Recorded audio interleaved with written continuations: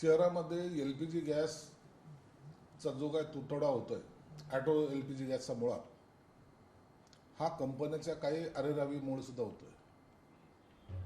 मी आता पुरवठा अधिकाऱ्याला सांगितलं, त्यांनी सांगितलं की आपलं काही नियंत्रण नसल्यामुळं मनमानी त्या टायमाला हे गॅस खरेदी करतात. गॅस नाही अशातला भाग नाही आहे, गॅस आहे, परंतु आम्ही नाही खरेदी करणार. काय करायचं?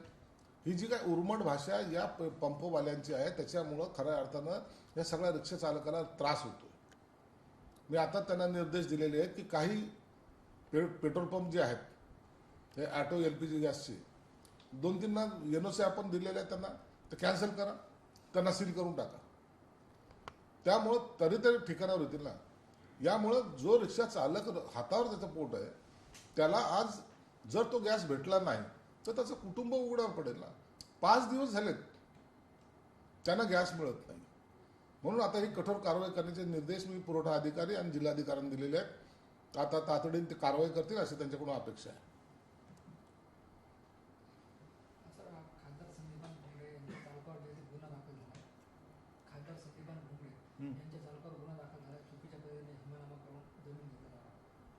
नाही, त्याच्या संदर्भात मला पूर्ण काही कल्पना नाही काय झालंय म्हणून, परंतु त्याची मी माहिती जरूर घेईल. आतापर्यंत मला त्याच्या संदर्भात काही प्रॉपर माहिती मला मिळालेली नाही. ज्यांना विलिनीकरण करायचं त्यांनी सुनेत्रा पवारकडे यावं असं जे आहे ते खात्रीत बोलताना दादाच्या राष्ट्रवादीकडे त्यांनी सांगितलं. विलिनीकरणाविषय हा आता लांबणीवर पडत चाललेला आहे. राष्ट्रवादीमध्ये अजितदादाच्या पक्षामध्ये सुद्धा काही लोक विलिनीकरणाच्या बाजूने आहेत, काही विरोधात आहेत. म्हणून आता याच्यावर तोडगा कसा निघेल हे आता सांगता येणार नाही, परंतु मला वाटतं ही विलिनीकरणाची प्रक्रिया लांबणीवर पडणार आहे. संजय राऊत असं एकनाथ शिंदे यांना अशोक खरात यांच्याकडे मिळाले. दीपक केसरकर होते. दीपक केसरकर यांना चौकशीसाठी एकनाथ शिंदे यांना सुद्धा चौकशीसाठी बोलवा. त्याचबरोबर खासदार सुनील तटकरे, रुपाली चाकणकर यांनाही चौकशी करा. आणि ह्या खरातच्या प्रकरणामध्ये जो कोणी दोषी असेल ना, आता सर्व एजन्सी काम करतायत, त्यांचे CDR काढलेले आहेत, व्हिडिओ तुमच्याकडे आहेत.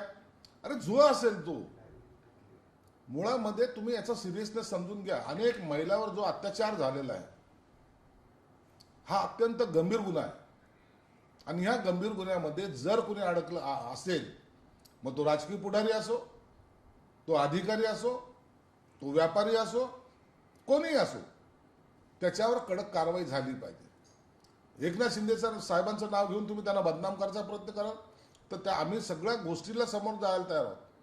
कुणाबरोबर फोटो आला म्हणून त्यांच्याबद्दलचा काहीतरी आक्षेप घेणं हे मुळात चुकीचं आहे. पोलिसांकडे सर्व आहेत, तपास ते करतात. त्यांनी जो कोणी गुन्हेगार असेल, जो कोणीही कोणत्याही पक्षाचा असो, त्याला जेलमध्ये टाकलं पाहिजे, हे आमची स्वतःची मागणी आहे. अकोल्यात जे ते गॅस सिलेंडरच्या तुटवड्याचा पहिला बळी गेलाय असा आरोप प्रकाश आंबेडकरांनी केला. अकोल्यातच नाही तर माझ्या शहरामध्ये सुद्धा गॅसच्या लाईनमध्ये उभं असताना एका ऑटो चालकाचा काल मृत्यू झालेला आहे. माझ्याकडे आता तुम्ही पाहिलं असेल, अनेक लोक आजारी आहेत. ते आम्ही आता खायचं काय हा प्रश्न त्यांच्या समोर आहे. म्हणून ह्या ऑटो LPG गॅसचे जे आहेत करते धरते, यांच्यावर कारवाई करायला सरकारने आता कडक पावलं उचलली पाहिजेत. सर, जे बंधू खरात आहे तो हवाला रॅकेट चालवायचा अशी सुद्धा माहिती आहे. परदेशात सुद्धा तो पैसे पाठवायचा. अहो, त्या खराताचे अनेक प्रकार निघतील आता. पहिला आला सेक्सचा, दुसरा आला लोकांना फसवण्याचा, तिसरा आला तो अंगठ्या विकण्याचा, चौथा आला तर तो परदेशामध्ये पैसे ट्रान्झॅक्शन करण्याचा, पाचवा आला तर जमिनी खरेदीचा. असे अनेक प्रकार त्यांनी केलेले आहेत. आणि ह्या प्रकरणामध्ये आता त्याची सुटका तर होणार नाहीच, परंतु या रॅकेटमध्ये कोण कोण सहभागी हे एकट्या दुकट्याचं काम नाही आहे. ही पूर्ण साखळी असावी. ही साखळी कशी तोडता येईल आणि त्यांना कसं अटक करता येईल हे सरकार निश्चित पाहिजे. सर, एक विकास लवाण यांनी गंभीर आरोप केलाय. सरकारमध्ये कोणता मंत्री हवाय कोणता नको असं खरात सांगायचं आणि कोकाटेंना मंत्रिपद देऊ नका असा पण जे आहे ते खरात तटकरेंना केला. अहो, कोकाटे सांगण्यावर का सरकार चालतं का? असे आम्हाला रोज 100 बाबा मिळतात. हे बाबा लोकच ऐकून आमचं सरकार चालतं का? सरकार चालवायला सरकारचे नेते जे आहेत ते खंबीर आहेत, ते त्यांच्या पद्धतीने सर्व निर्णय घेत असतात. अशा बाबा लोकांच्या याच्यावर बोलण्यावर जर सरकार चालायला लागलं तर बाबा लोकांनाच मुख्यमंत्री करावं लागेल. खरातच्या गैरकृत्याशी माझा संबंध नाही, त्याची निपक्षपणे चौकशी करावी असं राजीनामा देताना रुपाली चाकणकर ज्यांनी ज्या रुपाली चाकणकरांनी राजीनामा दिलेला आहे त्यांनी स्टेटमेंट दिलेलं आहे, निश्चित त्याची दखल सरकार घेईल. आणि मी पुन्हा एकदा सांगतो, जो कोणीही कोणत्याही पक्षाचा असेल, तो राजकीय नेता असो, व्यापारी असो किंवा इतर कोणी असेल, मंत्री असेल, आमदार असेल, कोणीही असेल, त्या त्या तपासामध्ये जर तो निष्पन्न झाला तर त्याच्यावर कारवाई करावी, हे आमचं स्पष्ट मत आहे. मुख्यमंत्री असं म्हणतात की लॉकडाऊनची अफवा पसरण्यावर कडक कारवाई करू. केलीच पाहिजे. हा एक तर्फे लॉकडाऊन सारखाच प्रकार करतायत काही लोक. आता ऑटो LPG गॅस हा लॉकडाऊनचा प्रकार आहे. उद्या उद्रेक होणार आहे. हजारो रिक्षा चालक, 50,000 इतर लायसन दिलेले, 50,000 लोक उद्या रस्त्यावर येणार. त्याला जबाबदार कोण आहे? म्हणून हे लॉकडाऊनची स्थिती आणणाऱ्यांवर कडक कारवाई केली पाहिजे, हे आमच्या सर्वांचं मत आहे. सर, मंत्री जयंती मंगल कृपाल गौडा यांनी छगन भुजबळांना एक पत्र दिले. जैन धर्माचा आंबील सणाला जैन मंदिरात गॅस उपलब्ध करून द्यावा अशी मागणी केली. यावरून जे गॅस टंचाईची तीव्र कसा समर्थन पाहिजे. गॅस टंचाई काही ठिकाणी निश्चित आहे, हे नाकारता येत नाही. फक्त हे खरेदी करण्यामध्ये 1-2 दिवसाची थोडीशी अडचण आली होती, परंतु आता गॅस असेल, पेट्रोल असेल, डिझेल आहे, हे मुबलक प्रमाणात उपलब्ध आहे. पण काही लोक ब्लॅकमेलच्या नावाखाली सर्वसामान्य जो त्रास देत आहेत त्यांच्यावर आता कारवाई करण्याची वेळ आलेली आहे. सर, साताऱ्यात झालेल्या घटनेनंतर मंत्री शंभूराज देसाई आणि पोलीस अधीक्षक तुषार देसाई एकत्र आले. यावर जे शंभूराज देसाई यांना पत्रकारांनी प्रश्न विचारला असता शंभूराज देसाई असं म्हणले की मला अडचणीत आणू नका, मी खाजगी. हे बघा, शंभूराज देसाईवर जो हल्ला झाला त्या संदर्भामध्ये विधानसभेमध्ये आणि विधान परिषदेमध्ये आम्ही जी काही बाजू मांडायची त्यांनी मांडलेली आहे. त्याच्यावर सभापतीने सुद्धा रुलिंग दिली आहे. म्हणून तोपर्यंत जोपर्यंत कारवाई होत नाही तोपर्यंत त्या अधिकाऱ्यांशी बोलूच नाही किंवा काय करू नये अशातला प्रकार नाही. आणि शंभूराज देसाई हे तसे खंबीर नेते आहेत. ते योग्य वेळेला योग्य तो निर्णय सुद्धा घेतील. ऑपरेशन टायगर होणार ते ऑपरेशन तुतारी होणार हे योग्य वेळी समजेल असं तुमच्या पक्षाच्या खासदार ज्योती वाघमारे म्हणाले. हे बघा, हे असे जे ऑपरेशन असतात ना, ऑपरेशन टायगर, ऑपरेशन तुतारी, हे सांगून केले जात नाहीत. आमचे नेते एकनाथ शिंदे साहेब जे आहेत त्यांचा विशेष गुण असा आहे की योग्य वेळेला योग्य निर्णय घेणे. म्हणून कोणतं ऑपरेशन कधी करायचं, स्वतः त्यांना डॉक्टरकीची पदवी मिळालेली, ते असे ऑपरेशन करायला ते माहीर आहेत. आणि ते आता ती वेळ मला वाटतं जवळ आलेली आहे. वडेट्टीवार म्हणतात की जसं एप्स्टीन फाईल प्रकरणात एप्स्टीनला मारण्यात आलं तसं घरातला मारण्यात येऊ शकतं आणि पुरावे नष्ट करण्याच्या हेतूने हे कृत्य केलं जाऊ शकतं असं वडेट्टीवार म्हणतात. हे सगळे बकवास स्टेटमेंट करून काही नेते लोक जे आहेत ना, हा समाजामध्ये संभ्रम निर्माण करतात. मग तुम्ही त्याची बॉडीगार्ड व्हा. असं कधी होतं का? प्रकरणाचं गांभीर्य तुम्ही ओळखत नाही. एखाद्याला मारल्याने ते प्रकरण संपवून टाकायचं, मग त्याने केलेल्या अत्याचाराचं काय? सरकारने आता तुम्ही पाहत असाल, त्याला जेलमध्ये जाताना घेऊन जाताना पाहत असाल, पूर्ण सुरक्षा त्याला दिली जाते. आणि त्या कोणी आरोपी जरी असला त्याची काळजी ही सरकार घेत असते. आणि जेव्हा सजा होईल त्या पद्धतीत सजा सुद्धा देत असते. म्हणून असे आरोप करून तुम्ही खऱ्या अर्थानं आरोपीला वाचवण्याचं काम करताय. नरहरी झिरवळ यांच्याबाबत उपमुख्यमंत्री सुनेत्रा पवार आणि मुख्यमंत्री देवेंद्र फडणवीस निर्णय घेतील अशी प्रतिक्रिया बावनकुळे यांनी दिली. झिरवळ प्रकरणामध्ये जे काही समोर येईल त्याचा निर्णय घेण्याचा अधिकार त्या पक्षाचे नेते म्हणून सुनेत्रा वहिनी पवार यांना आहेत. तसंच मुख्यमंत्री देवेंद्र फडणवीस साहेबांना आहेत. म्हणून हे वरिष्ठ नेते त्याच्यावर निर्णय घेतील, ही बाब सत्य आहे. आपण बघितलं तर सुषमा आमदारांनी पत्रकार परिषद घेऊन दीपक खरात यांचे फोटो दाखवत अशोक खरात यांचे फोटो दाखवत दीपक केसरकर यांच्यावर गंभीर आरोप केले होते. तर केसरकरांनी हे सगळे आरोप फेटाळले. आता प्रत्येकाला वेगवेगळं स्टेटमेंट करायचं, प्रत्येकाचे फोटो दाखवायचं, हे एक वेगळं नशा चढलेली आहे. दीपक केसरकर हे पूर्ण महाराष्ट्राला माहिती आहे की हा माणूस 10 पावलावर जरी मंदिर असलं तर गाडी थांबवून तिथं दर्शन घेणारा माणूस, पाप भिरू असलेला हा माणूस, त्याच्यावर असे आरोप करणं मला वाटतं चुकीचे नाही. चुकीचे आहेच आहे, परंतु त्याची चौकशी करा असं स्वतः दीपक केसरकरांनी म्हणलेलं आहे. म्हणून आम्ही कोणत्याही चौकशीला समोर जायला घाबरतो अशातला कोणताही भाग नाही. सरकारने चौकशी करावी आणि जोही आरोपी असेल त्याला पुन्हा सांगतो की त्याला अटक करा, त्याला वाटेल ती सजा द्या. भास्कर जाधव यांनी गंभीर आरोप केलाय. चाकणकरांना पुढे करून सहकाऱ्यांना वाचवण्याचा प्रयत्न देखील केला जातो असं भास्कर जाधव. आता यावर मी वक्तव्य करणं योग्य नाही. तो त्यांच्या पक्षाचा अंतर्गत प्रश्न आहे.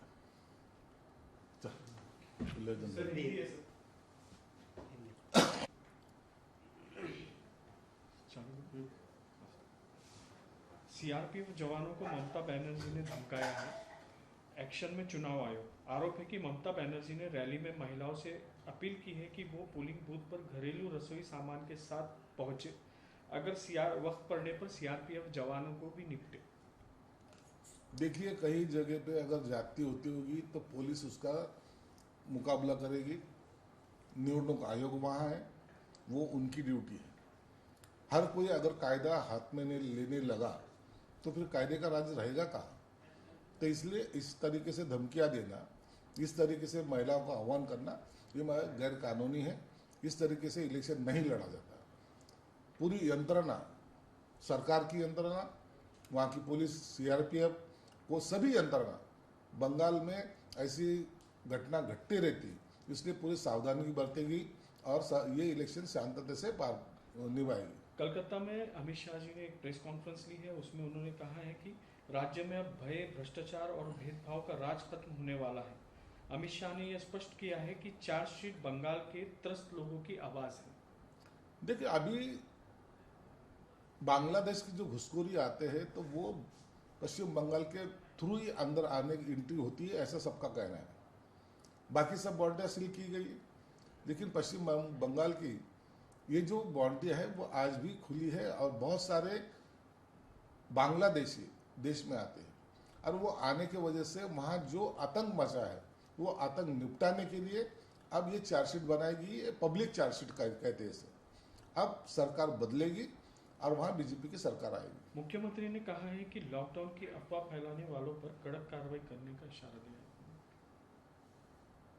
अभी ये युद्ध के वक्त कुछ लोग राजनीति करने के मूड में है, लोगों को भड़काने के मूड में है, और इसलिए जनता कैसी संभ्रम में आए, कैसी और रास्ते पे आए, ये कुछ लोगों की राजनीति है। इसलिए अब ऐसा जो भी करेगा उसके ऊपर कार्रवाई की जाएगी। अकोला में भी एक रिक्शा चालक का जो है गैस के लिए जो है गैस के कारण मृत्यु हुआ है, और अभी भी आपके पास जो है कुछ गैस के लिए रिक्शा चालक आ चुके हैं। उसके बाद अकोले में एक मृत्यु हो चुकी है। मेरे मतदार संघ में यहीं करीबन कल एक रिक्शा चालक की भी मृत्यु हुई है। ऑटो एलपीजी गैस की जो मनमानी चल रही है उसको अभी सही तरीके से लाइन पे लाना पड़ेगा। मैंने अभी जिलाधिकारी को भी कहा है कि आप जिनको एनओसी दी है उनकी एनओसी रद्द करो और उनको लॉक कर दो, जिसके वजह से और भी एजेंसी थोड़े अपना काम सही तरीके से करेंगे। सर, एकच प्रश्न, नगर नागरिक ठिकाणी रस्त्याच्या चौपदरी करण्यासाठी याविरुद्ध ते निसर्गप्रेमी आक्रमण झाले तर ढाकळी शिवसेना आंदोलन करणार। हे बघा, शहराची डेव्हलपमेंट किंवा कोणत्याही हायवेची डेव्हलपमेंट करताना आपल्याला निश्चित आहे झाडं ही वाचली पाहिजेत। त्यासाठी हायकोर्टाने जे काही निर्देश दिलेले आहेत, जेवढे झाडं तोडाल त्याच्या 5 पट झाडं तुम्हाला लावावं लागतील। झाडं मुळात तुटू नये असा सगळ्यात पहिला प्रयत्न केला पाहिजे, कारण की एक झाड वाढायला कित्येक वर्ष लागतात। म्हणून आम्ही झाड वाचून काय करता येईल याचा प्रयत्न प्रायोरिटीने करायचा प्रयत्न सरकार करेल। ज्या अत्यावश्यक आहेत काही झाडं असे या डेव्हलपमेंटमध्ये जातात, हे आम्हाला म्हणजे त्याच्याबद्दल खुशी नाही तर दुःखाने सांगावं लागतं, आणि त्याची शिफ्टिंगसुद्धा आम्ही करू। परंतु त्यामुळं काही ठिकाणी जे काही ॲक्सिडेंट होतात याचं प्रमाण कमी करण्यासाठी मोठे रस्ते करणेसुद्धा गरजेचे आहे। म्हणून वृक्षप्रेमीला सुद्धा सांगेल, आम्ही सुद्धा वृक्षप्रेमी आहोत, आम्हाला झाड तोडण्यामध्ये कोणताही इंटरेस्ट नाही, झाड तुटू नये ही आमची सुद्धा भावना आहे। सर, लेकिन पैठन का जब समांतर का काम हुआ था तब जो पेड़ टूटे थे, वो जो याचिका करता है उन्होंने बोला है कि जो पेड़ रिलोकेट किए गए वो पूरे के पूरे जल रहे हैं, यानी बहुत ज्यादा जले हुए हैं। देखिए, ऐसे जले हैं तो उसके ऊपर कार्रवाई करनी चाहिए। जो पेड़ शिफ्टिंग किए जाते हैं तो वो पेड़ लगना चाहिए और उसकी देखभाल भी करना चाहिए। कहीं उठा के तोड़े और कहीं तब जाके रख दिए, ऐसा नहीं होता। उसकी देखभाल भी करना जरूरी है। अगर ऐसा नहीं किया होगा तो उनके ऊपर कारवाई होनी चाहिए। आणि त्या व्यक्ती सर एक क्लास आहे फुलंब्रीमध्ये सुद्धा कोर्टाने सांगितलं होतं त्यांना की तुम्ही जे तर ते झाडे परत ते करा। काही ठेकेदाराची मजुरी असते, आपल्या गरजेनुसार झाडं तोडतात पण ते शिफ्टिंग करत नाहीत, आणि त्या शिफ्टिंगचे पैसे सुद्धा त्या टेंडरमध्ये मेन्शन असतात। एक झाड शिफ्ट करायला जवळपास 3 दिवसाचा कालावधी लागतो आणि त्याचा रक्कम आपल्या माहितीच सांगतो 50,000 ते 1.25 लाखापर्यंत आहे. आणि अशी एवढी रक्कम देऊन सुद्धा त्याचं जर संगोपन होत नसेल तर त्या ठेकेदाराला काळ्या यादीमध्ये टाकलं पाहिजे. काही वृक्षप्रेमी म्हणतात की जर विदेशामध्ये झाडांमधोमध्ये आणि बाजूने रस्ते केलेले तसे रस्ते करावे, कारण की एक झाड समजा बाप मारायचं आणि 4 मुलं जन्माला घालायचे हे कितपत योग्य आहे असं त्यांचं म्हणणं आहे. विदेशामध्ये ही पूर्वीपासून झालेली डेव्हलपमेंट आहे. आपल्याकडेही सुद्धा त्याच पद्धतीने डेव्हलपमेंट करावी असा आपला मानस आहे.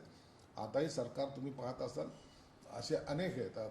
समृद्धी महामार्ग असेल, इतर महामार्ग असेल, त्या ठिकाणी सगळ्यात जास्त झाडाची लागवड आपण करतो. आपल्याला झाडं वाचली पाहिजेत. आपला देश हा खऱ्या अर्थानं निसर्गाची देण आपल्या देशाला मिळालेली आणि त्याचा ऱ्हास होता कामा नये ही सरकारची भूमिका आहे.